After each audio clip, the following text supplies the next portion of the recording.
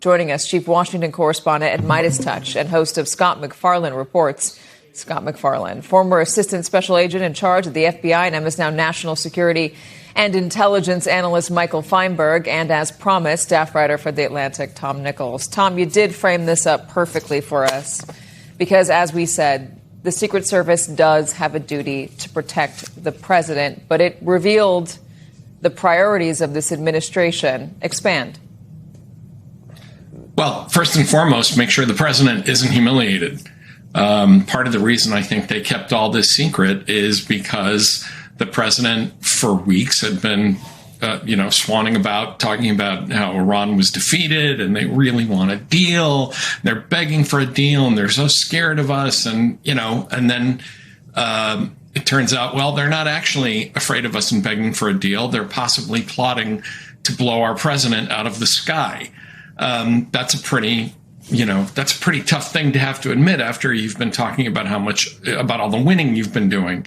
But it also says that the priorities here are the president personally first, which is, again, as you pointed out, Katie, the president, and I said in the piece, president's the most important person on that plane. There's a threat. You have to get him off there. But then sending up the plane with a bunch of other people, many of whom didn't know what was going on, as a decoy, as a tin duck in a shooting gallery, shows you just kind of the depravity involved here. Now, it may be that Rubio and others said that we don't really buy this report, but other people on that plane should have had that option as well to know whether they wanted to stay on or not. But of course, that would have blown the whole ruse. The third thing it shows you is they always do things in the worst way possible. They lie even when they don't have to in this administration. And so when the story comes out, they look like complete clowns. They look like Keystone cops jumping in and out of food crates and being trucked around airports when in fact they could have brought the media in and as I said in the piece, that somebody could have written a great story about this clever, head fake. And instead, here we are, unfortunately. There's also a question of whether it needed to unfold the way it did, Michael. I mean, is there a scenario where the president could have been taken on that other plane and safely gotten out of the country? And again, we're not privy to all the classified information. I'm not going to pretend I am. But is there a scenario where you could have sent that plane off first, gotten the president, and Tom, I think you wrote about this as well, gotten the president to the UK, and then shown the Iranians that he's there and that the Air Force One with all the other innocent people on board was not a target, thereby eliminating the danger from them as they flew out of Turkey? Well, if you're asking whether there was a smoother way for the Trump administration to handle a potentially embarrassing situation, I think regardless of whatever specific facts we're discussing, the answer is always going to be yes. In this case, I'll confess I'm a little more sympathetic to the administration than Tom and some of the other commentators, simply because I could see a scenario where they learned about the risk to Air Force One through an ongoing important stream of intelligence that was giving them information on other threats that were still very much live. And for not wanting to burn the sources and methods of that intelligence source, decided they needed to carry out this ruse and never admit it, even to the other people who were affected. It's a very cold realpolitik decision, but in the larger scheme of international relations and national security, I think it's a defensible. The problem is, once they got found out, they doubled down and pretended as though there was no risk to anybody else, and that what they did wasn't a big deal. Had they been honest with the American people, they would have said, national security is not a world of good and bad choices. It is a world of bad and worse choices. And we did the best we could with limited time to protect our equities. But that would require a level of self-awareness and transparency that nobody in this administration possesses. I understand what you're saying, and I don't disagree with the intention to keep the president safe. And the reason why I called this story messy up top is because it is messy. There are a lot of different ways to look at it.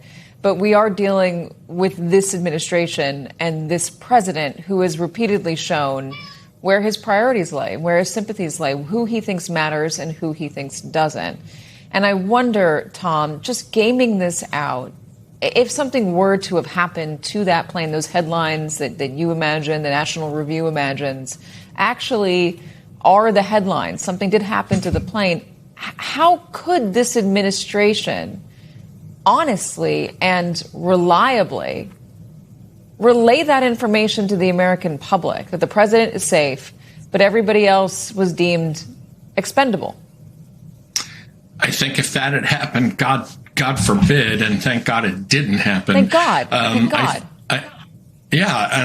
But I think that the first reaction of this White House would have been to lie like crazy, which, probably wouldn't have gone very well with dozens of people dead and investigations and leaks. There would have been, when people die, there are going to be leaks about this that said some people knew, some people didn't.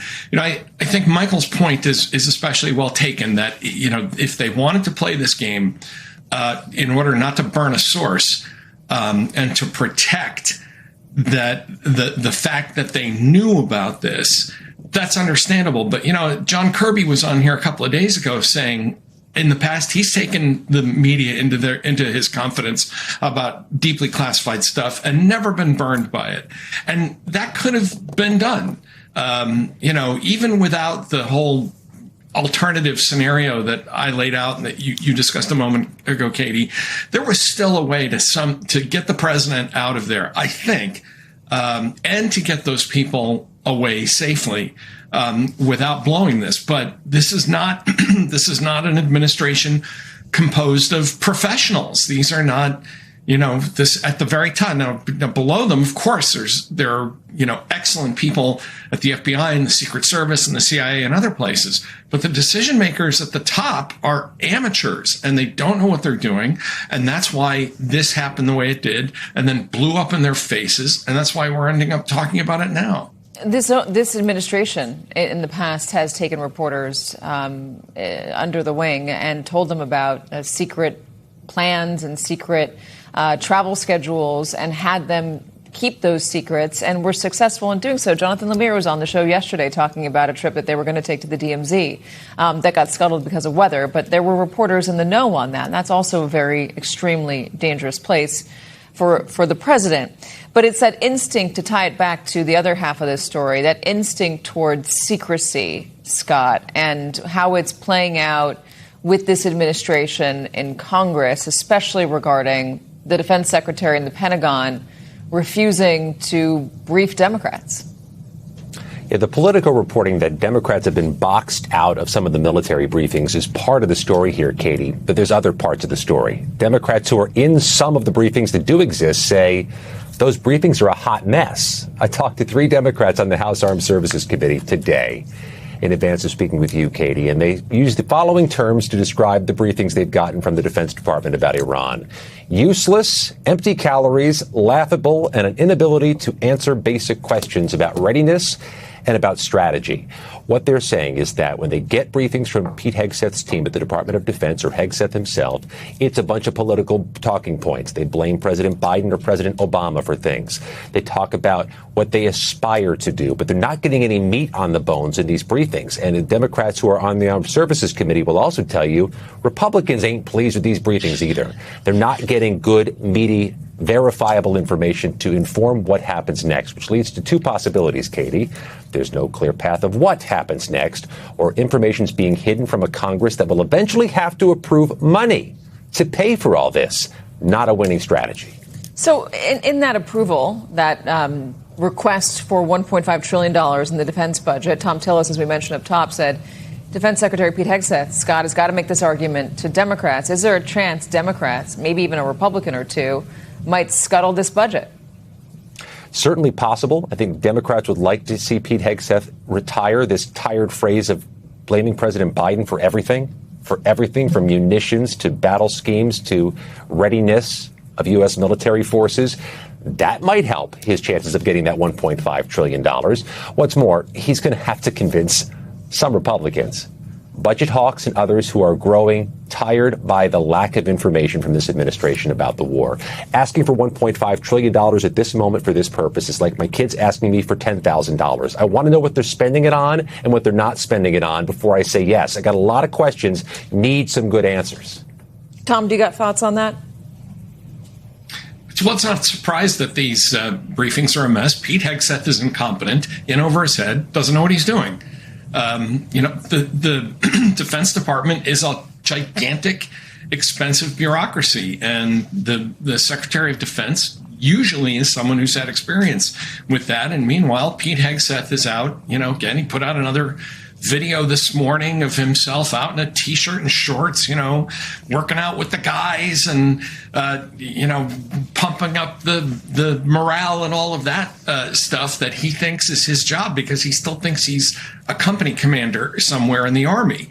So I'm not surprised, but it also tells you, and I think this is something that is endemic to this administration, that everybody in the White House and the president's cabinet think of other Americans as enemies. The Trump administration lives in a world where Republicans and the people you're briefing are your friends. Everyone else is hostile. They can't be trusted. You don't talk to them. They're the enemy. They're just as bad as America's enemies overseas. And so you don't share that kind of information with them. And that's nuts, frankly.